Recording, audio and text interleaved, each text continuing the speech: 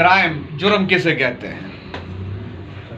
याद रखिए सर, जुर्म दो अल्फाज से मिलकर बना है, टू वर्ड्स कम्बिनेशन। स्ट्रक्चर इसका ऐसा है, एसेंशियल एलिमेंट्स ऑफ क्राइम के मेंस रियस एक्टस रिया,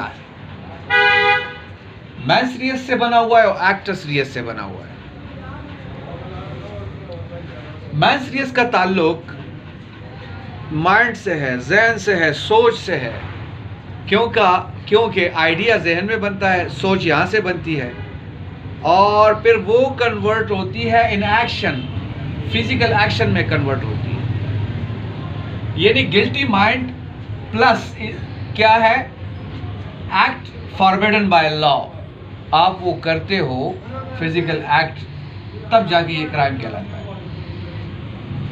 आसान जुबान में, आप रात को सोते हो, प्लान बनाते हो गिल्टी माइंड के साथ कि मैं बी को कत्ल करूंगा, सुबह जैसे ही होती है आप फौरन जाके बी को कत्ल कर देते हो, तो दोनों इसमें मौजूद है। आपकी गिल्टी माइंड, सोच और गिल्टी एक्शन दोनों मौजूद है, तो ये क्राइम कहलाता है। लिहाजा इस क्राइम के लिए ह्यूमन का होना भी लाजमी है, क्योंकि ये कानून बना ह्यूमन बीइंग के लिए है। आप एक ह्यूमन है, आपके माइंड में किसी के खिलाफ नफरत, साजिश, जेलसी, किसी बुनियाद पर उसको कत्ल करने का क्या हुआ, एक आइडिया बना और आपने किसी औजार के साथ, किसी पेस्टल के साथ, किसी भी चीज़ के साथ उसको मार दिया, तो यहाँ पर क्राइम सरजद हुआ है आपसे। आम जुबान में क्राइम की डेफिनेशन हम करते हैं अनलॉफुल एक्ट, उसके साथ साथ पनिशमेंट या पनिशेबल बाय लॉ।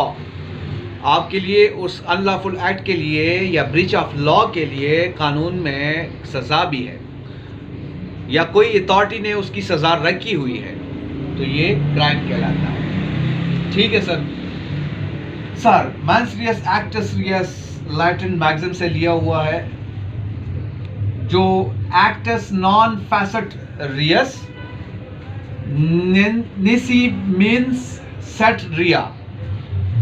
आप कोई फिजिकल एक्ट करते हैं तो उस पे सिर्फ आप क्या है, गिल्टी नहीं है, जब तक आपका गिल्टी माइंड उसके साथ शामिल ना हो,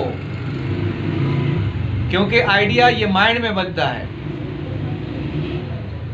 act itself can't make anyone guilty. अमल से सिर्फ आप गिल्टी नहीं बन जाते, unless accompanied by guilty mind, जब तक आपका माइंड गिल्टी ना हो, ये साबित ना हो। अदालत में आपने दोनों को प्रूफ करना है। ये नहीं कि आपने बी को कत्ल किया लेकिन इरादतन आपने कत्ल नहीं किया, इंटेंशन आपका नहीं था, गलती से हो गया। वो केस टू केस वेरी करता है, लेकिन अदालत में आपने दोनों को प्रूफ करना है। आपका माइंड गिल्टी नहीं है लेकिन बंदा मर गया आपके अमल से, अदालत दोनों का प्रूफ मांगेगा। इसकी एग्जांपल मैं देता हूँ, क्रिकेट का मैच था, बॉलर ने बाउंसर किया, बैट्समैन को यहाँ हेड पे लगा, जिससे डेथ काज हो गई। इन्होंने बॉलर पे केस किया, अदालत में केस चला गया। एक्टस रिया तो था, फिजिकल एक्शन तो था, लेकिन मेंस रिया नहीं था, लिहाजा उसका इरादा उस बैट्समैन को मारने का, जान से मारने का नहीं था, लिहाजा अदालत ने इसको क्राइम का उसमें शामिल नहीं किया और इसको बरी कर दिया। या फॉर एग्जांपल, ये मारकर मैं किसी को डराने के लिए एक एक्शन करता हूँ, लेकिन इरादा उसको मारने का नहीं था, लेकिन बायोलॉजिकल उसके बॉडी में एक ऐसे हार्मोन खारिज हो गए जिससे उसकी डेथ काज हो गई। मेडिकली वो डिस्टर्ब हो गया, साइकोलॉजिकली उसकी डेथ काज हो गई, उसका माइंड मेंटली डेथ की तरफ चला गया, किसी शॉक में वो चला गया और उससे उसकी डेथ हो गई। तो यहाँ पर इरादा मेरा उसको कत्ल करने का नहीं था, सिर्फ डराना था या मजाक था। तो मेंस रिया के साथ साथ एक्टस रिया का होना लाजमी है, एक्टस रिया के साथ साथ मेंस रिया का होना ये लाजमी है, तब जाके ये क्राइम कहलाता है। अब एक आदमी है, अच्छा इसमें याद रखें सर, अब मेंस रिया का वर्ड हर जगह मौजूद नहीं होगा। आप सड़क पे ड्राइविंग कर रहे हैं, अचानक रेड लाइट लग जाती है, आप उसको क्रॉस कर जाते हैं, आपको चालान दे दिया जाता है, क्योंकि वहाँ पे मेंस रिया की एक्सप्लेनेशन नहीं है, वहाँ पर नेग्लिजेंस का वर्ड यूज हुआ है कि आपने क्या किए, लापरवाही की है, आप सोच में थे, आप जिस जगह उसमें थे। तो ये केस टू केस वेरी करता है।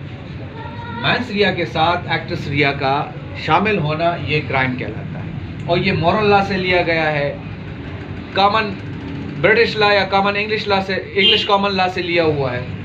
ठीक है सर। अब बाज़ एक्सेप्शनल केसेस है।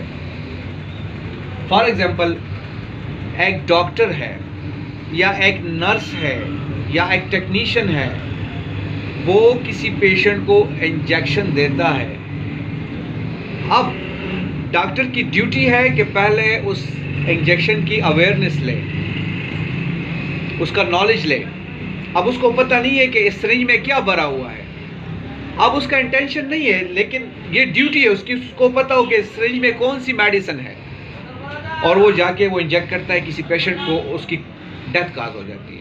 बाद में जब इन्वेस्टिगेशन होती है, सर्कमस्टांसेस देखे जाते हैं, एविडेंसेस कलेक्ट होते हैं, fact in issue in fact देखा जाता है, तो डॉक्टर की नेग्लिजेंस या नर्स की नेग्लिजेंस या टेक्नीशियन की नेग्लिजेंस इंटरोगेट होती है, लाइबिलिटी उस पर आ जाती है कि भाई ठीक है, आपने इस शख्स को इरादा आपका नहीं था, लेकिन आपने नेग्लिजेंस की है, आपने नहीं देखा ये दवाई एक्सपायर है या ये पॉइजन इसमें है, इसमें क्या है, तो ये देखना लाजमी है। ठीक है सर।